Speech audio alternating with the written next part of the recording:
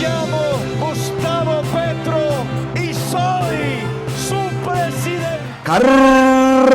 Cargadoski. Viene este Noti Petrovski y aquí en Colombia con C, a 493 días del cambio, les decimos bienvenidos. Bienvenidos a este espacio que lo que hacemos es destacar las respuestas que da Gustavo Petro a tanta calumnia, a tanta injuria. Información también que envía Gustavo Petro a través de su cuenta de X. Esa es la base de este Noti Petrovski y por eso le decimos, señor presidente, siga posteando, antes trinando. Y comenzamos con una buena noticia. Hoy también es la montaña rusa de sensaciones, de emociones con todo lo que pasa alrededor del gobierno del cambio, alrededor de la figura de Gustavo Petro, todos estos ataques que día a día tiene que soportar tanto él como el gobierno, como en fin.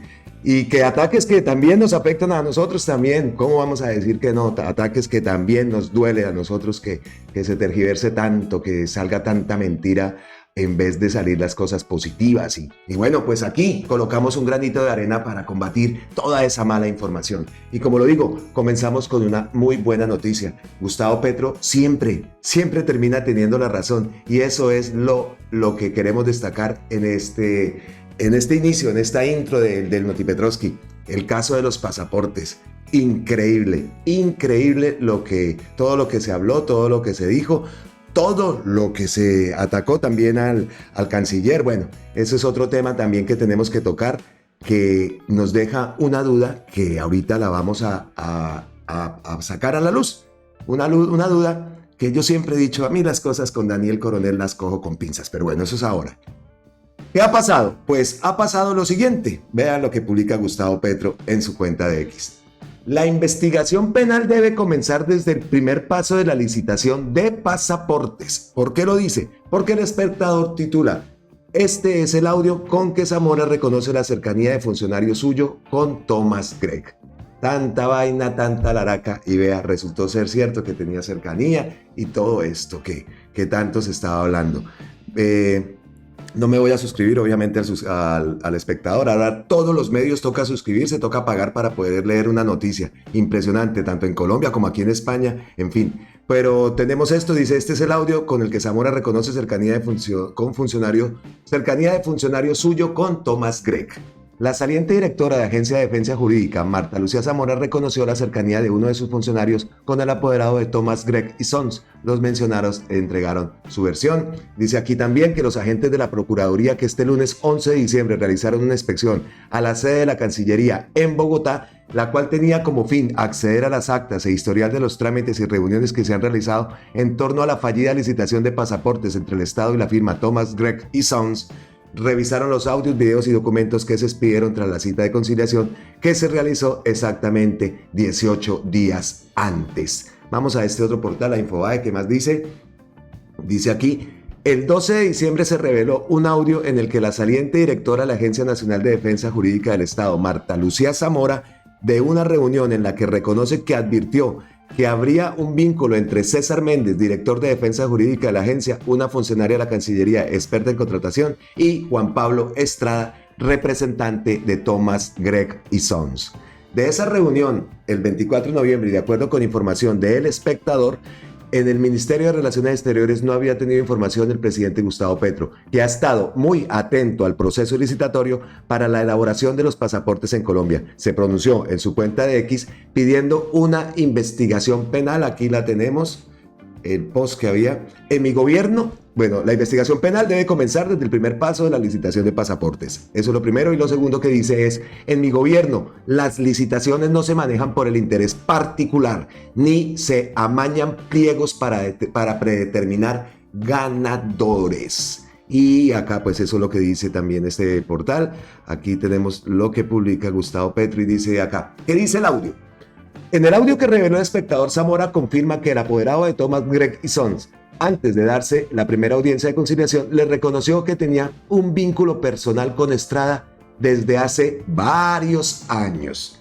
El apoderado de Thomas Gregg hizo una petición por escrito a la agencia a través de los correos oficiales, en donde requirió que fuera escuchado por la agencia bajo esas funciones que les he descrito a ustedes, y que tuviera con ellos un espacio para hacer su presentación. En ese momento, el doctor César me comentó su relación de trabajo, de amistad, de haber sido profesores, compañeros de universidad con el doctor Juan Pablo Estrada, aseguró Zamora. La entonces directora de la Agencia Nacional de Defensa Jurídica del Estado reiteró que esta supuesta relación entre Méndez y Estrada estuvo en conocimiento desde el inicio. Lo expuso desde el inicio y pues igual lo valoramos, lo consideramos y por razones obvias no es una causa que le impida sustraerse de todo lo que es su función como director. Zamora le dijo al espectador sobre el audio que todo se hizo buscando la transparencia en el proceso. No es reconocer una amistad, es poner en conocimiento del comité que el doctor César lo conocía desde la universidad. Conocimiento, no amistad. Eso es por transparencia. Grave hubiera sido guardar información y no ponerlo en el conocimiento de todos. Zamora también se refirió a la cercanía entre Juan Carlos Lozada, funcionario de la Cancillería, y Jorge Leiva, hijo del canciller Álvaro Leiva, que ella misma denunció que se habían reunido en París para hablar sobre la licitación de los pasaportes y que ese supuesto encuentro, a diferencia del caso Estrada y Méndez, nunca se puso en conocimiento de las autoridades hasta que ella lo denunció. Esa amistad nunca fue puesta de presente ni que su abogado defensor era el apoderado del ministerio. Eso nunca ellos lo expresaron por transparencia o conflicto de intereses. Por eso me parece infame que se dude de la transparencia y por eso el tema de Méndez y Estrada lo pusimos de frente, a diferencia de ellos, le dijo Zamora al espectador. Por su parte, el abogado Estrada negó tener una relación cercana de amistad con Méndez. No soy compañero ni amigo de César Méndez y lo conocí en la agencia jurídica porque he defendido muchas veces al Estado. Jamás me he visto por fuera de la agencia y jamás he estado a solas con él porque todas las reuniones son en equipo. Aunque sí reconoció que conoce a Méndez hará un lustro e insistió en que su relación con él ha sido estrictamente profesional cuando representó a FONADE y sostuvo reuniones con este en las oficinas de la Agencia Nacional de Defensa Jurídica del Estado. Entonces, como vemos, eso es lo que publica El Espectador, eso fue lo que opina Gustavo Petro y la investigación debe comenzar desde el primer paso, dice el propio Gustavo Petro. Y reacciones han habido varias, por lo menos esta. Esto es lo que no mencioné. Daniel Coronel nos queda debiendo la explicación de su afán por tumbar al canciller, dice Rafael Camargo.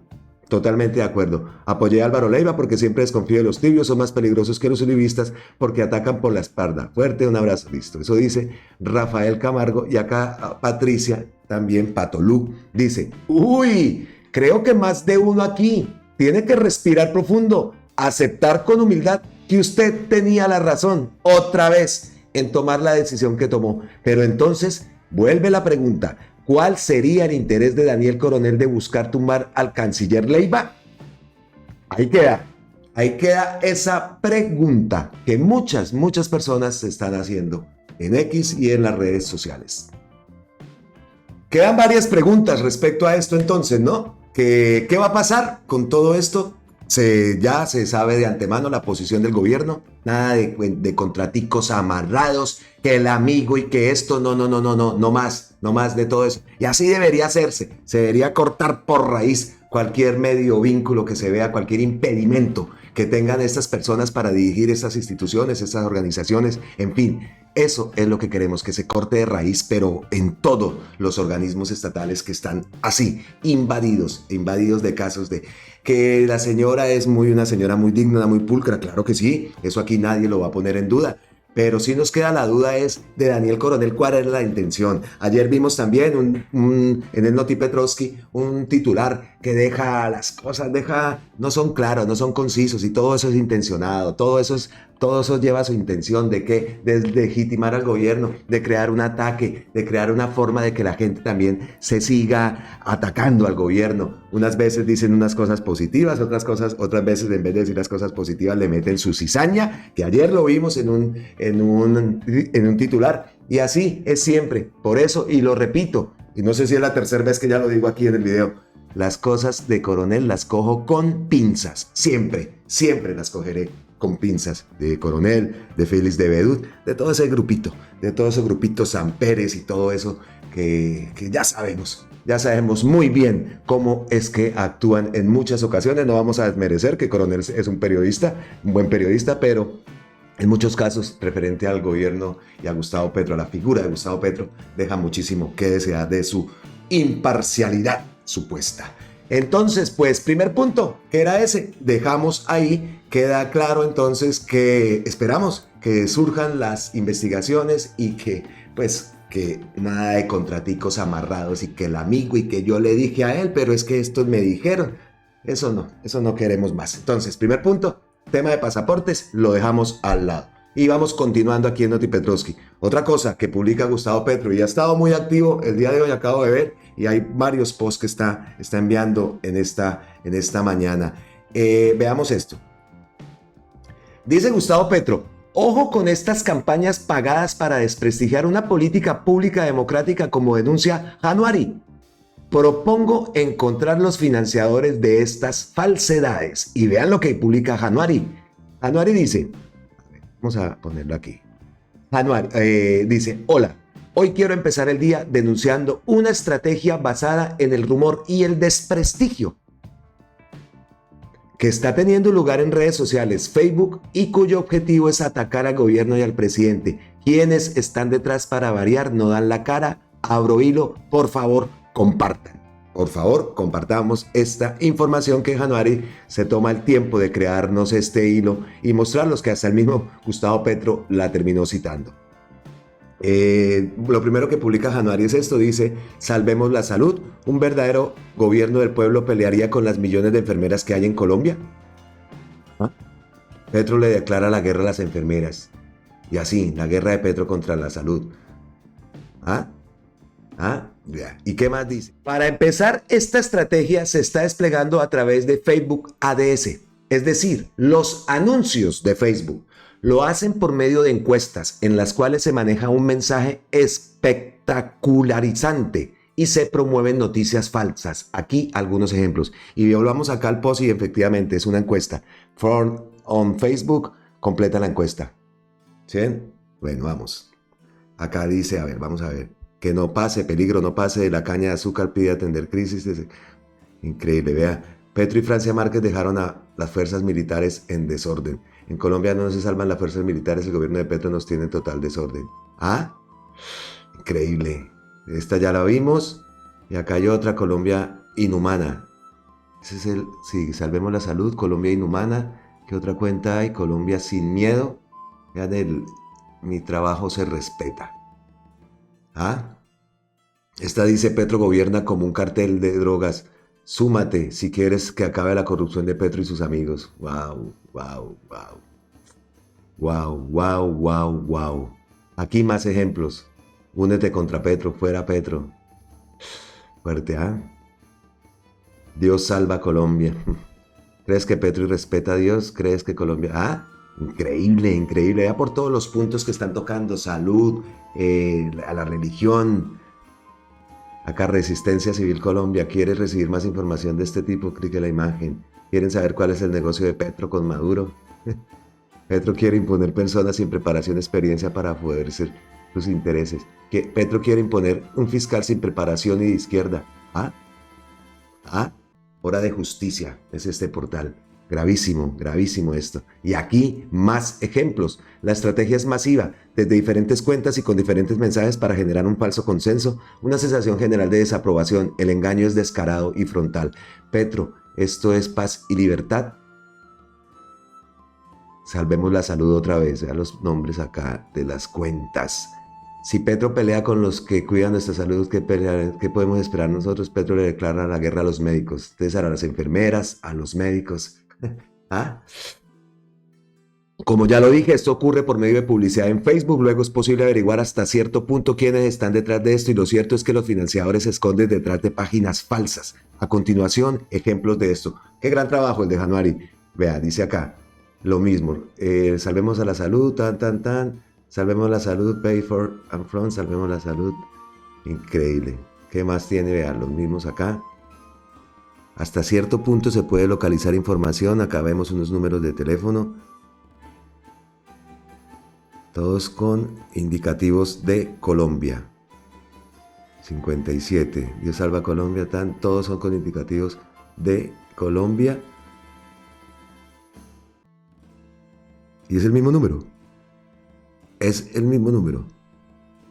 Aquí más financiadores, como se puede ver, deben dejar una información mínima, un número de teléfono y una página web, pero lo curioso es que cuando hace la trazabilidad de las páginas web, están detrás de esto, es que, a ver, ¿qué sale acá? A ver. que aquí la podemos ampliar. Acá tiene otro número de teléfono.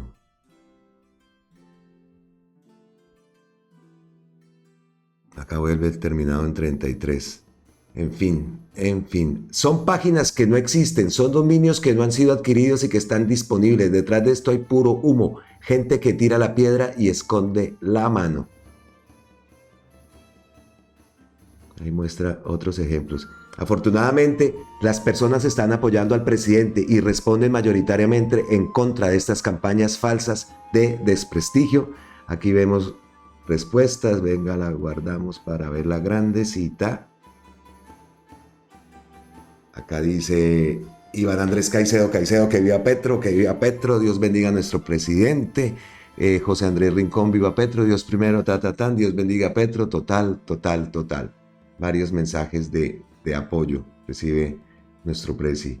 Aquí, ¿qué más? La volvemos a guardar porque ya no estamos viendo, pero absolutamente nada, Dios mío. Cada día más ciegos. A ver, es este. El mejor presidente de la historia. Adelante con la reforma, presidente, para eso lo elegimos. La reforma a la salud es absolutamente necesaria, rescatar lo que sirve, eliminar el negocio en que se convirtió el sistema. Mienten, el presidente no pelea contra los médicos, enfermeras ni contra ninguno del equipo de salud. Su pelea que debe ser es también nuestra pelea, es por un mejor sistema de salud que llegue a toda la población colombiana, no solo en las capitales de los departamentos, sino también en los municipios, pueblos, veredas, regiones olvidadas de toda Colombia. Promoción y prevención en salud. Muy bien. Eso lo dice Carmen Elisa. Menjuren Martín le declaró la guerra a la corrupción y ahí no hay agenda. Pues vemos lo que dice Januari también, que publica estos mensajes de respaldo. Incluso hay quienes han advertido dicha campaña de desprestigio y han reconocido el modus operandi. Su error es que son súper evidentes y le están haciendo todo desesperadamente y de afán. Y aquí vemos total apoyo al presidente Petro. Acá fuerza Petro. Atacar a alguien o a un proyecto desde el rumor es una forma muy efectiva de hacer daño, porque los rumores incluso desmentidos dejan la zozobra, porque si alguien lo dijo en algún momento es por algo. Pero aquí no hay nadie, porque nadie está dando la cara. No miente, y aquí hace una redireccionada para varias cuentas para que esto le demos visibilidad. Así que ya saben, comenten, compartan esta información, porque de verdad vean lo increíble. Y claro, es que no hay nadie detrás, cuentas falsas, y vean lo bien orquestados que están. Increíble. Y así en diferentes redes sociales también se ven muchas cosas. Pues le damos las gracias a Januari por ese maravilloso hilo que nos envía y que nos ayuda a seguir, a confirmar que todo esto es una estrategia masiva, todo esto es una estrategia creada ahora aprovechando las redes sociales con toda la difusión que tiene. Dejar el rumor en una red social es como dejarlo en una tienda, en fin, hasta de pronto con mucho más alcance, porque ese rumorcito siempre va a quedar. Y lo que dijo Januari también es cierto. Si lo dicen, van a escudarse diciendo, si lo dicen, si en algún momento se dijo, eso es por algo, eso es que el guerrillero y eso es que... Así es. Así que, pues pilas también con todo esto. Vamos avanzando en este Notipetrovsky. Y otro tema que queremos tocar aquí en este Notipetrovsky, lo tocamos en el tema anterior y lo hemos tocado en varios Notipetrovskis, es el tema de la Guajira, el tema de la forma como la Corte Constitucional le ha tumbado. Ayer vimos 11 artículos, ya le han tumbado a Gustavo Petro, a esa búsqueda de encontrar soluciones para la falta de agua, para la desnutrición, para todos esos problemas que aquejan a nuestro grandioso departamento Guajiro y que hemos quedado sorprendidos del actuar de esas cortes. Ayer leímos varios comentarios de la gente que cortes mafiosas, en fin, la gente está indignadísima más también por todo lo que representa la Guajira para el cambio que queremos, esa grandísima zona rica en tantas cosas, pero siempre sumida en la riqueza para unos pocos y la pobreza, desnutrición, hasta la falta de agua, como vimos también ese tema de que el agua tenía la prioridad, era para las carboníferas, para otras cosas, y que la gente de último, por favor, ¿esto qué es? Entonces ese actuar de la Corte pues a muchos nos ha dejado dolidos. Como vemos, aquí en el Notipetrovsky vamos así, ¿no? Vemos de indignación, pues, noticia buena, indignación, y pues ahora el tema de La Guajira, que a todos nos ha creado una indignación, una rabia, un malestar tremendo, un malestar grande por esto. Cielo Rusinski escribe una columna en el diario El Espectador que dice básicamente, vamos a poner aquí. Comparto con ustedes esta columna de opinión. Colombia, un estado de cosas inconstitucional. Si es de su agrado, gracias por compartirla, y muestra esta imagen del niño allá en La Guajira, en ese calor inmenso de La Guajira. La columna escrita para el diario El Espectador por Cielo Rusinski. Recordemos que Cielo es abogada. Ella es abogada y pues tiene conocimiento de lo que nos va a hablar aquí a través de esta columna. Entonces el título es Los que sobran, Colombia, un estado de cosas inconstitucional. Pregunta. La declaratoria de estado de cosas inconstitucional, en adelante ESI. Acordémonos de esta palabra ESI porque a través de la columna la vamos a mencionar varias veces. Es una invención teórica y jurisprudencial de la Corte Constitucional Colombiana ideada a finales de los años 90 como un instrumento extraordinario para responder a la grave violación de los derechos fundamentales de amplios sectores poblacionales en situación de máxima vulnerabilidad y que busca movilizar mediante una serie de órdenes todas las fuerzas del Estado con responsabilidad en esa situación para lograr superar una realidad absolutamente contraria a lo dispuesto en nuestra Constitución política. Entonces, primer punto, ¿desde cuándo viene eso? Se declara de estado de cosas institucional a finales de los años 90. Esta figura se ha venido desarrollando a través de los años para responder a diferentes fallas estructurales del Estado que han traído como consecuencia la violación aberrante y sistemática de los derechos fundamentales de grupos poblacionales en condiciones inadmisibles e insostenibles de vulnerabilidad en un pretendido Estado social y constitucional de derecho. Así, por condiciones relativas a la seguridad, mediante sentencias de 559 del 97, T008 del 98, 535 del 99 y SU 090 del 2000. Por las condiciones de hacinamiento de la población carcelaria, mediante sentencia T153 del 98. Otra, por la deficiencia de protección a los defensores de derechos humanos mediante sentencia T590 del 98. Por la situación de la población desplazada por la violencia mediante sentencia T025 del 2004. Por la situación de derecho a la salud mediante sentencia T760 del 2008. Por la situación de los niños y niñas de la población Wayuu mediante sentencia T302 del 2017 y la última proferida hace 2 días por la situación de los líderes sociales y los defensores de derechos humanos. En todos estos casos, la Corte Constitucional ha declarado la situación de ESI, luego de constatar la existencia de unos elementos comunes, violación masiva de los derechos fundamentales de un amplio sector poblacional que se convierte en un grave problema social. Congestión judicial generada por el recurso masivo a mecanismos como la acción de tutela junto a la imposibilidad de superar esta situación mediante el amparo otorgado a través de acciones individuales. Necesidad de implementar medidas extraordinarias y urgentes mediante el ejercicio mancomunado y articulado de las diferentes autoridades concernidas del Estado. Necesidad de realizar un esfuerzo presupuestal o económico sustancial y extraordinario y necesidad de recurrir a acciones audaces y respuestas radicales que permitan transformar con urgencia una realidad en términos humanitarios impostergable. Si bien es cierto, esta figura ha sido criticada y vista con desconfianza por algunos sectores académicos y políticos por considerar que mediante ella la Corte tiende a invadir la esfera de competencias que le son en principio ajenas y que en la práctica una valoración de su eficacia y resultados puede resultar relativamente satisfactoria.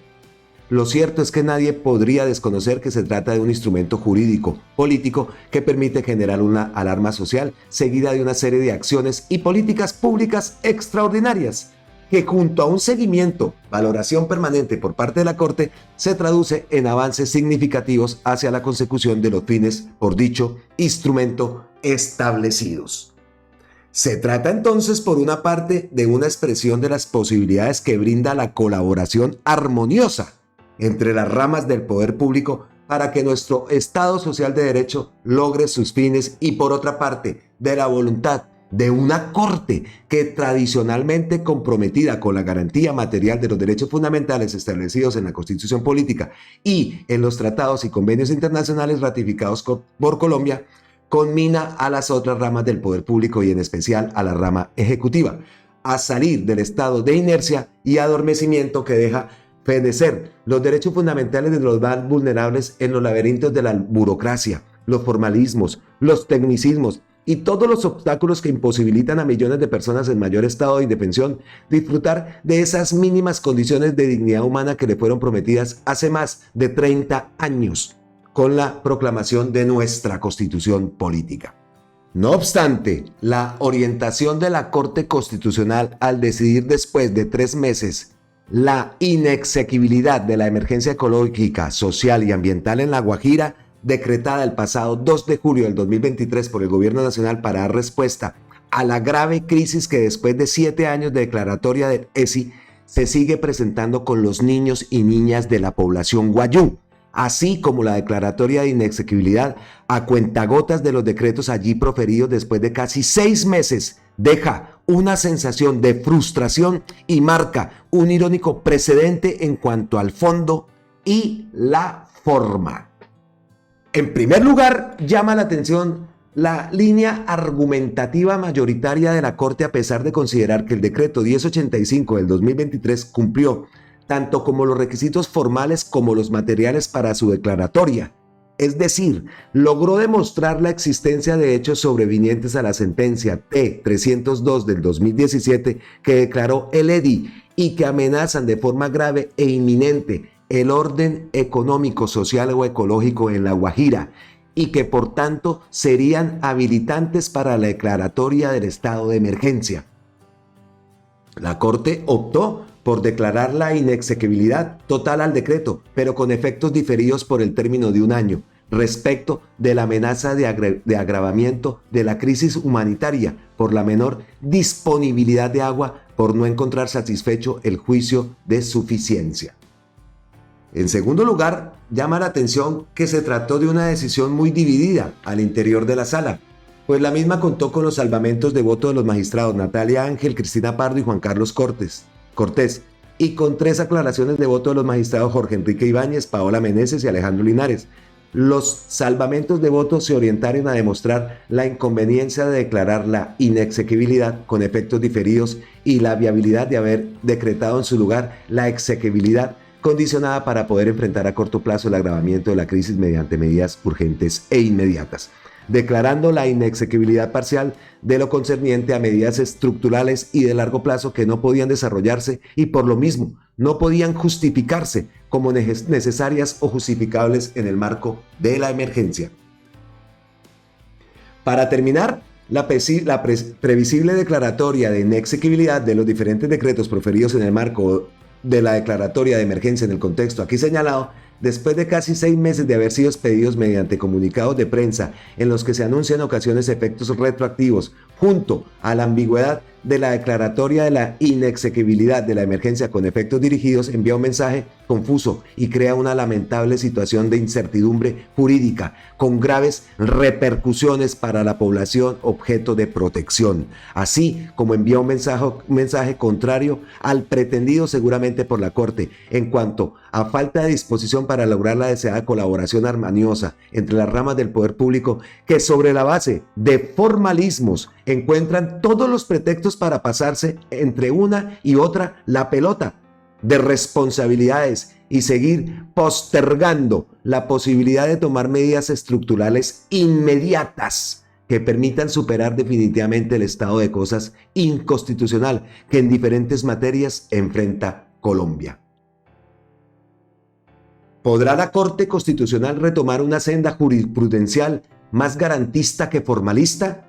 orientándose prioritariamente a la consecución articulada de los fines establecidos en la Constitución política y aprovechando la voluntad política de un gobierno comprometido con la materialización de estos fines y la superación de los estados de cosas inconstitucional que han sido por ella misma declarados?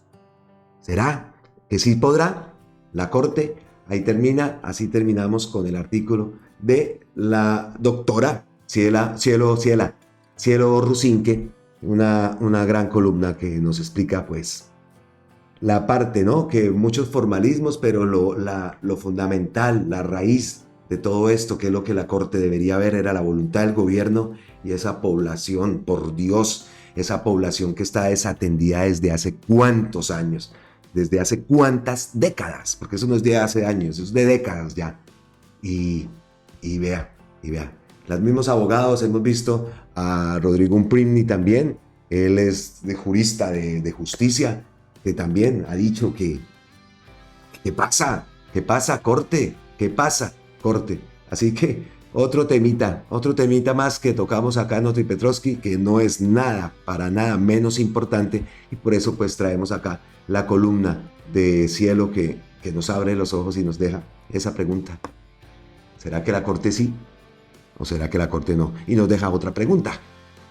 Esa es otra, el nombramiento de nuestra nueva fiscal. Bueno, hemos pasado de estar al principio, la primera noticia, lo de los pasaportes, entonces hicimos como bien, Petro tenía la razón. Después vimos la noticia de las noticias falsas y cómo están articulando todo esto en Facebook, quedamos como así, ¿no? Uy, esta gente... Ahora acabamos de leer la última noticia y que nos deja como así, ¿no? Lo de la Corte, a ver qué va a pasar con la Corte. Y pues continuamos con este cúmulo de emociones, porque así son los Notipetrovskis, y nos vamos a poner así. Con dos noticias más que vienen, vamos a estar así. Vean esto que publica Paola Herrera. Vamos a cambiarlo, listo. ¡Alerta! En el Congreso de la República están pasando de agache un proyecto de ley de la senadora Paloma Valencia, que hoy podía ser pupitriado en la Cámara a pesar de 3 graves micos que tiene la iniciativa. Miren el nombre, aunque suena lindo, la cosa es grave. Hilo, lo reposteó Gustavo Petro. Dice acá, texto propuesto para segundo debate, proyecto de ley número 30 del 2022 Senado, por el cual se prioriza los recursos de créditos del sector primario en Colombia y se dictan otras disposiciones. Mico. Con el artículo 5 se establece la creación de una línea de crédito para entregar recursos baratos a los grandes comercializadores que se volverían intermediarios financieros. Ellos serán los que le presten a los pequeños productores y no directamente la banca pública o comercial. Ojo, vamos a ver lo más amplio que estamos ciegos. Vean aquí. A ver qué dice. Artículo 5, adiciones un artículo nuevo a la Ley 16 de 1990, el cual quedaría así. Artículo 41, línea de cadena productiva. La Comisión Nacional de Financiamiento Agropecuario creará una línea de crédito con recursos de redescuento o cartera sustitutiva que será otorgada por los intermediarios financieros llamada línea de cadena productiva, dirigida a medianas y grandes empresas con la finalidad de que a través de ella se coloquen los recursos en los productores agropecuarios que hagan parte de la misma cadena productiva del sector primario. Eso dice, párrafo 1, en ninguna circunstancia las empresas beneficiarias de las líneas de crédito podrán obtener utilidad de esos desembolsos. Párrafo 2, los créditos de la línea cadena productiva tomados por las medianas y grandes empresas en las que hace referencia a este artículo se podrán entender para consideraciones tributarias y legales como parte de programas de responsabilidad social y no afectarán a los indicadores financieros de las empresas. Eso es lo que publica en primera instancia, dice. Es decir, una gran empresa, ejemplo, una arrocera como la de la familia de Paloma Valencia,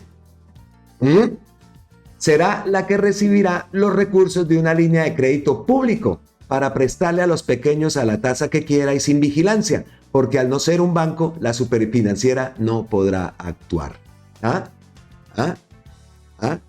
¿Qué más dice? Acá ganan por lado y lado. Esto es importantísimo que se sepa y que se divulgue. Acá ganan por lado y lado. porque además amarran al productor, ya que como son sus prestamistas, podrán cobrar primero la deuda y después pagarles la cosecha. Mejor dicho, van a acceder a recursos públicos con tasas baratas para tener liquidez y manejarla a su antojo. ¿Ah? ¿Qué más dice? En el artículo 6, otro mico. Les ponen una barrera a los pequeños productores para acceder a créditos agropecuarios.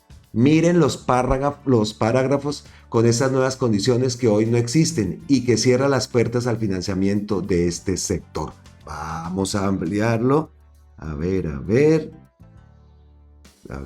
no es la imagen. Aquí. Listo, a ver qué dice, qué publica Paola. Dice, artículo 39, estructuración de créditos. Los plazos de crédito, incluidos los de gracia, al igual que las fechas de pago, de amortización y de intereses, se podrán convenir entre el intermediario financiero y el beneficiario, considerando los flujos de caja de los proyectos financiados, los ciclos productivos y la capacidad financiera del solicitante de crédito. Cuando se trate de proyectos productivos del sector primario, se deberá tener en cuenta, además de los periodos de producción, el plazo necesario para su comercialización. En capital de trabajo, el plazo máximo será de 36 meses. Parágrafo. Para el acceso al crédito de fomento para pequeños y pequeño productor de bajos ingresos, la Comisión Nacional de Crédito Agropecuario deberá reglamentar los criterios de asignación y acceso al crédito de fomento, teniendo en cuenta, entre otros, los siguientes parámetros. A. Potencialidad de ingresos de los proyectos productivos a financiar. B. Potencial de generación de ingresos de los proyectos productivos. C. Potencialidad de asociación de cadenas productivas. D. Potencialidad de generación de ingresos y de superación de pobreza multidimensional, en especial en referencia a mujeres rurales. E. La posibilidad de obtención de ingresos de otras fuentes. Eso publica y continuamos. ¡Ojo, representantes! El artículo 7 es grave también. Los bancos podrán cobrar costos administrativos. Esto encarecerá el crédito que hoy sale de recursos de Finagro, que es quien hoy pone recursos baratos a los bancos, y estos a su vez le prestan a los campesinos. Así que qué grave lo que publica Paola Herrera. Ya empezaron a salir, obviamente, a defender a Paloma Valencia, porque eso todo es así. Pero queda eso. Entonces, ya estamos así otra vez, ¿no? Y vean esta que ya lo hemos visto en varios medios. Revelan pruebas perdidas contra los narcofiscales que rodean a la vicefiscal Mancera. Más pruebas, más y más pruebas. Lo hemos dicho. Todo esto se tiene que agrupar. Toda esta cantidad de pruebas que hay, porque es que ya no pueden decir nada. Ya no pueden ocultar más las cosas que le están explotando en la cara. Así que ese mesecito que les queda, déjenlos que seguro que van a terminar ellos mismos echándose su soga al cuello, porque hágame el favor, ¿qué tal la cantidad de casos y de casos? Vean esto.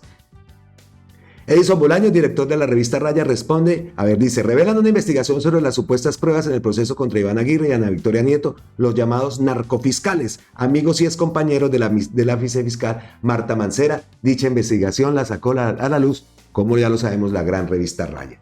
Dice el medio de comunicación, muestra comunicaciones con Mancera, llamadas interceptadas, testimonios y declaraciones juradas que demostrarían un entramado de corrupción. Edison Bolaños, director de la revista Raya, responde de qué manera toca esta investigación a esta funcionaria. Dice él que básicamente lo que hace la investigación es mostrar cómo el caso de los narcofiscales, que estalló en el 2018, ha ido extendiéndose en el tiempo y no hay resultados concretos en la justicia. Explicó.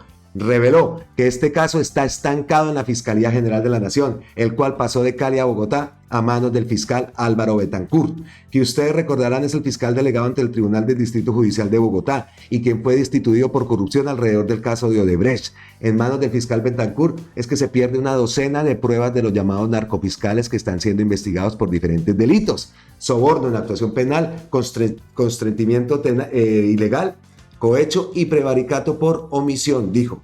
Las pruebas que revelan habrían desaparecido. En esas fotografías aparece Raimundo Tello, quien sería un abogado penal y quien se habría convertido en defensor del parapolítico Juan Carlos Martínez Sinistierra. Según la revista, también fue amigo personal de Darío Escobar Restrepo, alias el Hombre de Blanco, un siniestro abogado de mafiosos asesinado en 2011 en Cali, quien fuera señalado por el narcotraficante Víctor Patiño Fomeque de haberle servido de testaferro. El difunto Escobar Restrepo también estuvo relacionado con el capo Hernando Gómez Bustamante, alias Rasguño, Carlos Hernando Escobar, quien es yerno del fiscal Iván Aguirre, y además su defensor en este proceso es precisamente el hijo del asesinado hombre de blanco, dice un aparte. La investigación revela que estas pruebas estuvieron en el almacén de evidencias de la Fiscalía en Cali hasta el 2021, pero se habrían perdido después de que el fiscal Álvaro Betancur, luego destituido por el escándalo de Odebrecht, ordenó su traslado a Bogotá. Esas son las revelaciones que hace la revista Raya. Vean estas imágenes que muestran todo esto de la revista Raya. Acá dice Iván Aguirre y Ana Victoria Nieto de parte en el... Muestre a ver cómo la ampliamos. Veámosla aquí grande. Miren la foto. Como lo decimos, de la revista Raya. Dice aquí Iván Aguirre y Ana Victoria Nieto departen de la oficina del abogado Raimundo Tello, hoy defensor de Nieto. Muestre a ver la fotico. Tello ha sido defensor de parapolíticos y muestran esta foto, como lo vemos, de la revista Raya.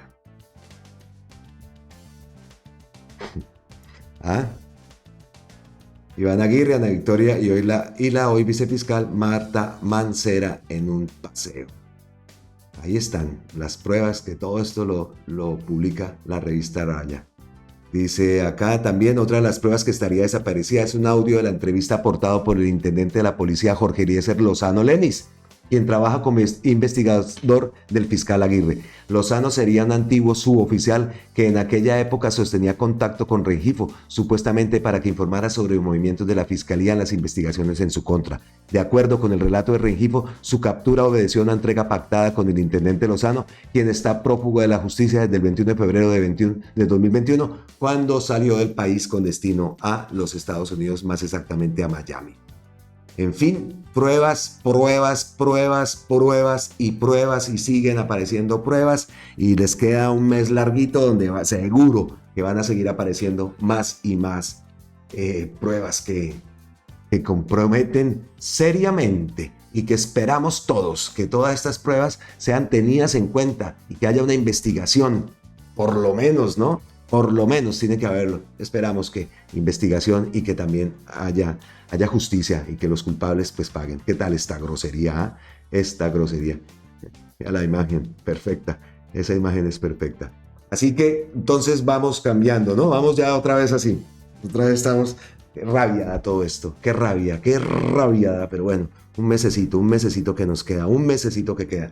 Pero por un lado tenemos eso y por otro lado, ¿qué hacemos con las cortes y con todo esto que también terminó siendo un tremendo palo en la rueda? Vamos a ver, hablamos siempre de la audacia. Vamos que vamos, Gustavo Petro, vamos que vamos, niños de La Guajira, y vamos que vamos con este Noti Petrovsky. Bueno, dejemos ya esas caras largas y esas caras de frustración por noticias como esas que acabamos de escuchar, que no la vamos a olvidar obviamente, pero estamos en Navidades y queremos escuchar noticias positivas y eso es lo que queremos, aunque aquí vamos así, ¿no? No se les olvide, subimos, volvemos y bajamos. Entonces ahora vamos a cambiar la cara, el semblante. Otra vez tuvo Gustavo Petro la razón. Y pero es que este sí es fanático, Colombia con C, que es lo que cree que... No, es que es verdad. Hemos escuchado a Gustavo Petro durante todo el año, en todas las intervenciones, en todos los viajes que ha hecho a lo largo del mundo, haciéndonos quedar bien a Colombia como país y también sus intervenciones en la lucha contra el cambio climático, contra el calentamiento global, contra los combustibles fósiles, en fin, todo eso y que la gente en Colombia se burla. Y por cierto, voy a hacer un paréntesis que ahorita lo complemento con unos artículos. Abro paréntesis. Estamos en pleno diciembre. Aquí en Málaga es normal frío que haga frío. Ayer se presentó un fenómeno rarísimo. Se subió la temperatura a 7 grados. Llegamos a estar a 23, 24, casi 25 grados en pleno mediados de diciembre, que eso no es normal. No es normal. Oiga, y terrible la sequía que hay aquí en Málaga. Terrible, llueve, pero nada. E incluso todo este tema del calentamiento global que se burlan por allá, aquí en Málaga se está viviendo bastante, lo que les digo, esas temperaturas, esas subidas, esas bajadas, una inestabilidad climatológica impresionante. Lo de ayer era la gente con las chaquetas puestas, porque ya está, tienes que salir abrigadísimo a la calle, la gente con las chaquetas en la mano, quitando, así como en Bogotá muchas veces cuando coge ese sol que pica, y de un momento a otro la gente asombradísima, un efecto que se llama terral. Ahorita vamos a ver un poquitico de eso. Y lo que les digo, la sequía, se habla incluso de llegar a traer agua en barcos. Y nosotros allá, ¿cuánta agua no tenemos? Colombia, potencia mundial de la vida. No me alegro para nada de eso que está ocurriendo aquí en Málaga, por supuesto que no, pero sí nos muestra que las cosas que dice Gustavo Petro y que habla la ciencia, no solamente Gustavo Petro, la ciencia, son reales. Y aquí, ayer, lo vivimos. Ahorita vemos el artículo. Pero entonces, primero que todo, escuchemos a la ministra Muhammad. Hemos terminado la COP28 con las últimas decisiones en esta plenaria. Hay que decir que se han tomado decisiones sin precedentes en los 30 años de la COP. La más importante, el reconocimiento que todos los países tenemos que hacer una transición que deje los combustibles fósiles. Fue un propósito que nos pusimos con el presidente Petro y además en donde se incluyó que debe ser una transición ordenada, justa, para que pueda rendir fruto. Además, se toman decisiones como la necesidad de quitar los subsidios a los combustibles fósiles que sean ineficientes, que sobre todo no afecten a las personas más vulnerables. También triplicar la energía renovable, duplicar la eficiencia energética y avanzar en el desarrollo de tecnologías que permitan la descarbonización. Es un portafolio de decisiones que respaldan las propuestas del gobierno y que nos impulsan en una transición que para Colombia es mucho más compleja. Y hemos puesto ese tema fuertemente en la COP, que es la transición económica de nuestra dependencia de los ingresos fiscales y los ingresos por exportaciones, el peso de las exportaciones del petróleo y carbón. La voz de Colombia fue muy influyente en este proceso y el resultado de la COP, que no es perfecto, tiene también muchos vacíos, pero que trajo el mundo de productores de petróleo y los países con alta ambición a lograr un consenso razonable. ¿Es el cambio a la escala de lo que necesitamos, lo que define esta COP? No, sobre todo en el tema financiero y sobre todo en entender la dimensión y complejidad de la transición. No hay mecanismos de implementación claros para los países con menos capacidades, no se toman decisiones que movilicen medidas extraordinarias para la crisis climática y lograr que en 6 años reduzcamos ese 43% de emisiones, crítico para estabilizar la temperatura del planeta a 1.5. Así que, como lo dijo la ministra, la voz de Colombia ha sido bastante influyente en esta decisión con la que termina, con esta resolución con la que termina la COP28.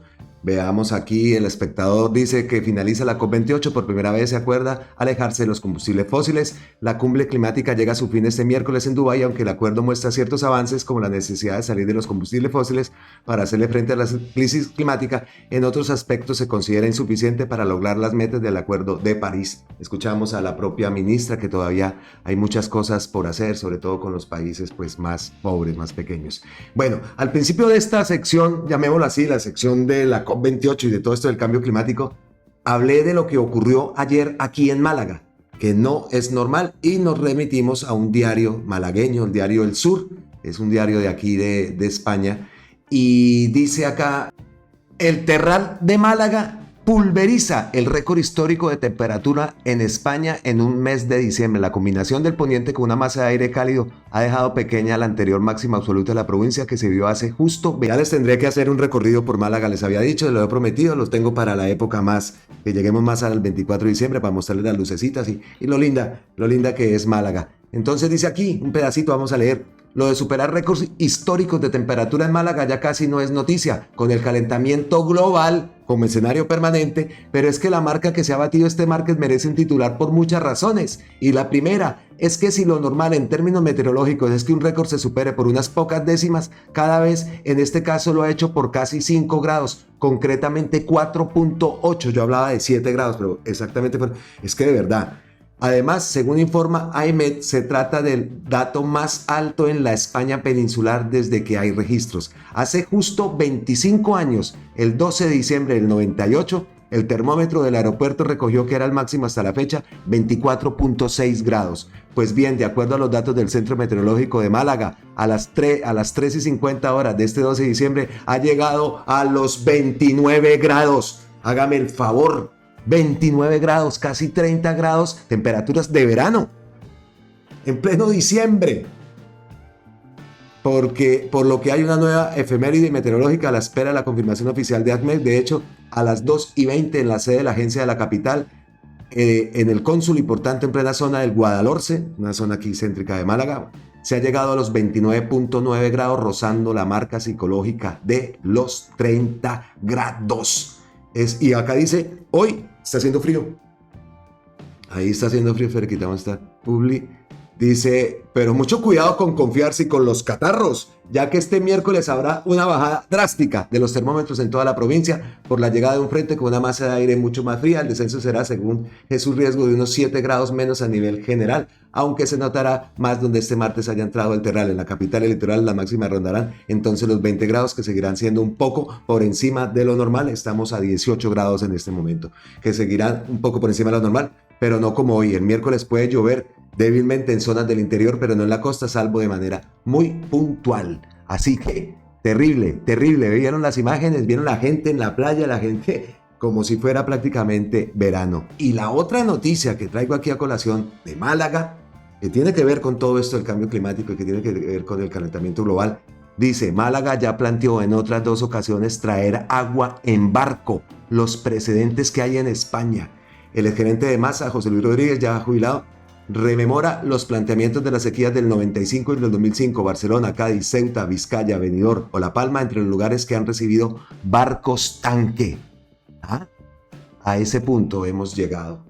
Ahora también Sur, vea, que toca pagar 75 euros para el año, 8,95 euros por el mes. Hola, para poder leer ahora las noticias toca tener la tarjeta aquí al lado para pagar suscripciones. Todos los medios ahora piden para poder leer algo una suscripción y que pague.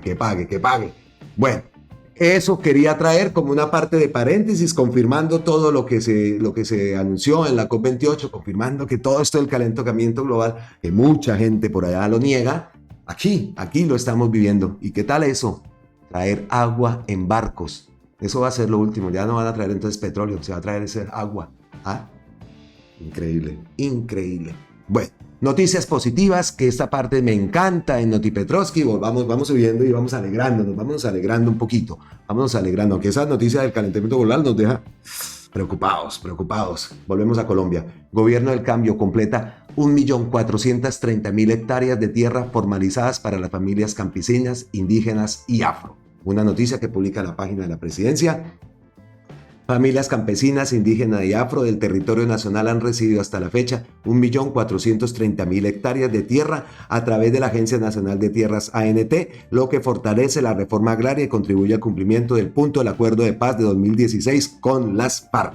Así lo dio a conocer el director de la ANT, Gerardo Vega, quien manifestó que el Consejo Directivo de la entidad acaba de aprobar la formalización de 65.000 hectáreas más en los departamentos de Nariño, Cauca, Putumayo, Meta, Bichada y Tolima.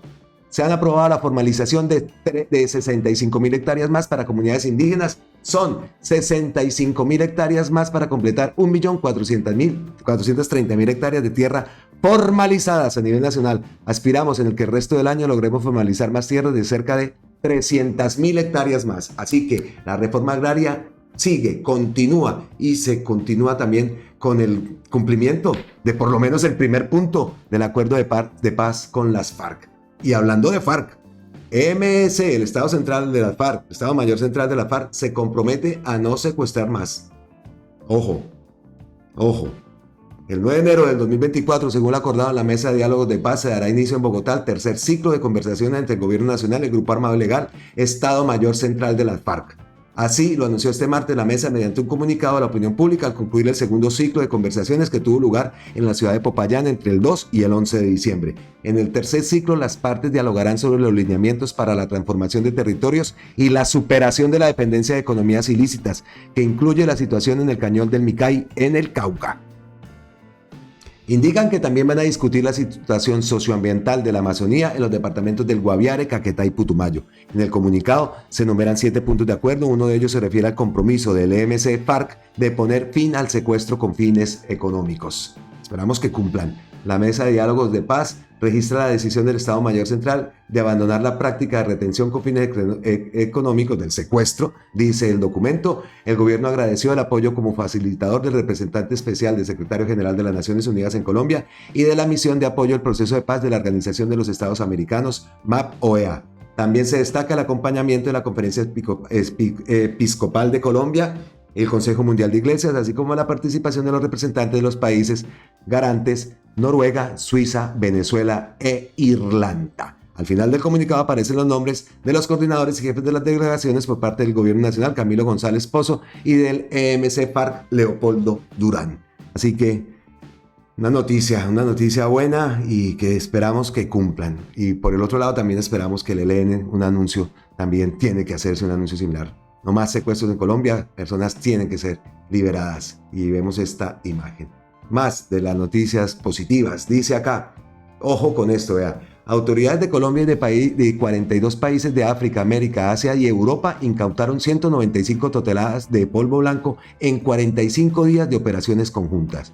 Vemos esta imagen. Ayer vimos esa noticia en el Noti Petrovsky, pero es que aquí en España también, vea, incautan el mayor alijo de polvo blanco de la historia en Galicia, la espectacular imagen que publica la policía. Vean esto.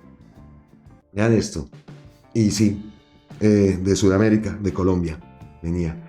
Entonces, entre lomos de atún venía todo esto. En Vigo fueron intervenidos 7.500 kilos de polvo blanco, convirtiéndose así en la mayor aprehensión de sustancias ilegales en la historia de Galicia. El polvo se encontraba oculta entre lomos de atún congelado y los paquetes contaban con 4 símbolos diferentes según la banda criminal a la que iban destinados. El Ministerio del Interior ha explicado que la operación ha sido fruto de un trabajo de varios meses en los que primero se identificó una red empresarial creada para enviar grandes cargamentos de polvo blanco desde Sudamérica hasta A Coruña. La empresa se dedicaba al comercio internacional por mayor de pescado y marisco congelado.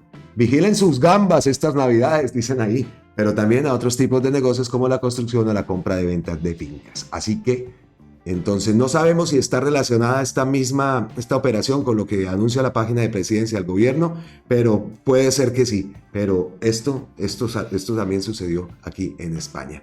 Así que siguen las incautaciones de esos emprendimientos, ¿no? Y diciendo que es que el gobierno es el paraíso de narcos, que era lo que estaban con las últimas que estaban saliendo y la forma de atacar al gobierno. Al fiscal también mandándole mensajes que ayer vimos, como Gustavo Petro también le respondió: usted póngase a trabajar, mijo, que lo que tiene son investigaciones, y vea todo lo que sigue ocurriendo y pasando, que antes no ocurría de esa forma, ¿no? ¿Por qué sería?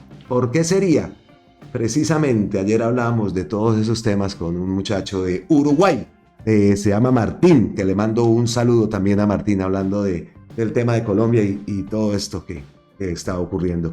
Bueno, seguimos acá, Noti Petrovsky, ahora entonces venimos así, muy bien. Ahora, respuesta a Álvaro Uribe de Gustavo Petro. Volvemos otra vez aquí. Le contesta Gustavo Petro a Álvaro Uribe: supimos que se cayó la ley que proponía la legalización de cannabis como con uso recreativo de la maracachafa. Y pues Uribe dice: felicitaciones a los 45 senadores que con su voto impidieron la legalización del consumo recreativo de la maracachafa. Y le contestó Gustavo Petro: eso no es cierto, vuelve y juega. La dosis personal de cannabis está permitida en Colombia por decisión de la Corte Constitucional. De lo que se trataba es que la producción se legalice y Colombia pueda exportar cannabis a los países que ya la han legalizado. Quien pierde es Colombia, que podría reemplazar así economías ilícitas. Quien gana es, como siempre, el narcotráfico. que puede hacer crecer sus arcas de la muerte. Hay políticos que ayudan a sostener la rentabilidad del narcotráfico. Y por aquí tenemos una respuesta de Paola Herrera que vemos que Gustavo Petro le repostea, dice, van a celebrar emborrachándose con todo el alcohol del mundo, porque eso sí no importa, porque la doble moral de este país es cosa seria. Y no solo seguro se emborrachan, no solo seguro se emborrachan. Eso también se... a ver. ¿Y qué más hay? Dice acá Catalina Ceballos que Gustavo Petro también repostea, dice 5.3 millones son los dólares por venta de cannabis al exterior que facturaron las empresas habilitadas en territorio uruguayo durante 2022, según datos de la Agencia de Promoción de Exportaciones Uruguay 21. 5 millones, dice acá 5.3 millones de dólares, en fin, se cayó esa ley. Dice acá Gustavo Petro también, con tumbar la ley de la legalización del cannabis, lo único que se hace es elevarle las ganancias al narcotráfico y su violencia. Eso es comprobado. Sabemos que esto también es un negocio para esta gente. Todo es un negocio. Y dice acá, Earth, los bolsillos de quienes levantan la mano están siendo llenados por esas economías ilícitas. Qué gran post. Que siguen enviando droga al exterior y se benefician económicamente de ello para vivir en el exterior o en el norte de Bogotá. Y vimos la incautación, vea eso. La policía aquí en España está asustada de esa imagen, de esa cantidad tan terrible de cocaína. Vean eso, vean esa imagen. Así que esto que dice nuestro amigo Earth es totalmente cierto. Los bolsillos de quienes levantan la mano están siendo llenados por esas economías ilícitas. Así siempre ha sido. Y llegamos ya al final. Quedan 2 cositas más por mostrarles a ustedes. Lo último que acaba de postear, me acabo de entrar a la cuenta de X de Gustavo Petro, entonces esto podemos decir que es última hora aquí en Noti Petrovsky. Esto que le responde a Fenalco. Dice Fenalco, el salario mínimo, ¿no? Ahora ya empiezan las decisiones, las discusiones y las negociaciones respecto al salario mínimo, que esperamos que sea un salario, una subida justa, como la que tuvo el año anterior, pero pues obviamente a esta gente no le gusta, a esta gente le gusta que la gente ande sin plata, llevados como siempre. Dice Noticias Caracol, no lesionen los costos laborales de las empresas. Jaime Alberto Cabal, el presidente de Fenalco, sobre aumento del salario mínimo para 2024 que piden los sindicatos. Ay, Dios, y le contesta Gustavo Petro, Fenalco debería recapacitar en su actuación pública. Si quieren vender en sus grandes superficies comerciales, entonces necesitan compradores con buen sueldo.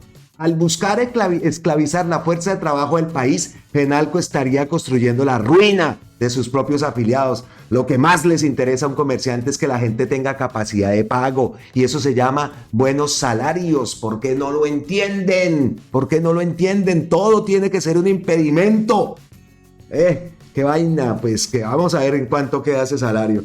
Dios mío. Y vean esta que publica también Gustavo Petro hace pocos minutos también, última hora. El fin de la era de los combustibles fósiles ha sido dictaminado por la humanidad. Nos criticaron y hasta nos denunciaron por nuestra posición, pero la COP28 demuestra que estamos del lado correcto de la historia. Y pruebas, las vimos aquí en Málaga. Ya se los mostré lo que ocurrió el día de ayer. No les mostré esto, el post, véalo, aquí está. El fin de la era de los combustibles fósiles ha sido dictaminado por la humanidad. Nos criticaron y hasta nos denunciaron por nuestra posición. Y acá muestra un artículo de El Tiempo. Y ya, ahora sí, llegamos al final. Entonces venimos así y otra vez. Rabia es lo que da esto. Cerramos el Noti Petrovsky con una intervención de la senadora Isabel Zuleta, que hace una gravísima denuncia. Pongamos acá, dice, en Antioquia, el gobernador electo Andrés Julián Rendón quiere crear un paraestado. ¿Qué más se iba a esperar allá en Antioquia y en Medellín? Llama abiertamente a desconocer la autoridad del comandante supremo de las Fuerzas Armadas, que es el presidente de la República, según la Constitución Política de Colombia. Hago el llamado a los organismos nacionales e internacionales, pues los ciudadanos del departamento estamos en un grave riesgo. Escuchémosla. Quiero decirle a los colombianos y colombianas que es evidente que en el departamento de Antioquia buscan constituir un paraestado. Las últimas declaraciones del alcalde Federico Gutiérrez, recién electo, y del gobernador Andrés Julián Rendón no hacen sino llenarnos de temor.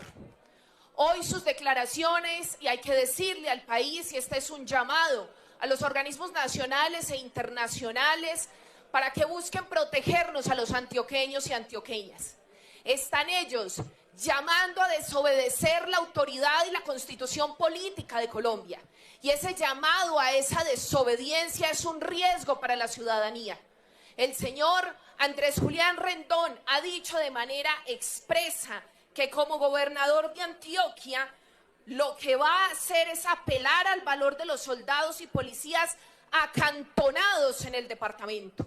Se le olvida al señor gobernador electo que la Constitución Política de Colombia en su artículo 303 dice expresamente que el gobernador es un agente del presidente de la República en el mantenimiento del orden público. Es decir, no hay autonomía en esa materia y no pueden hacer lo que están incitando a hacer. No es cerrar con llave, como lo han dicho, con doble macho, con todas las posibilidades de cerrar el departamento de Antioquia ante la autoridad que se dirige en este momento, según la norma colombiana y nuestra constitución, desde el orden nacional. Que nos digan de frente qué es lo que van a hacer con el departamento de Antioquia, porque los defensores y defensoras de derechos humanos estamos muy preocupados con esta situación y con estas declaraciones.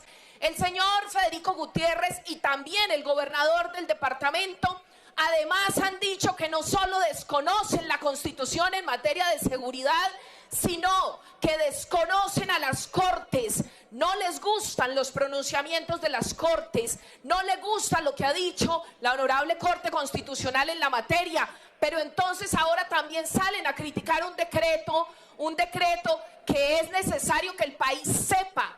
Es importante acatar las órdenes de las Cortes. Se dice que protegen la institucionalidad, pero nosotros estamos demostrando que van en contra de la institucionalidad. Hoy nuestra Constitución está siendo vulnerada por el actual gobernador electo del departamento de Antioquia, y mi llamado más importante es para decirles que aquí estamos haciendo vigilancia.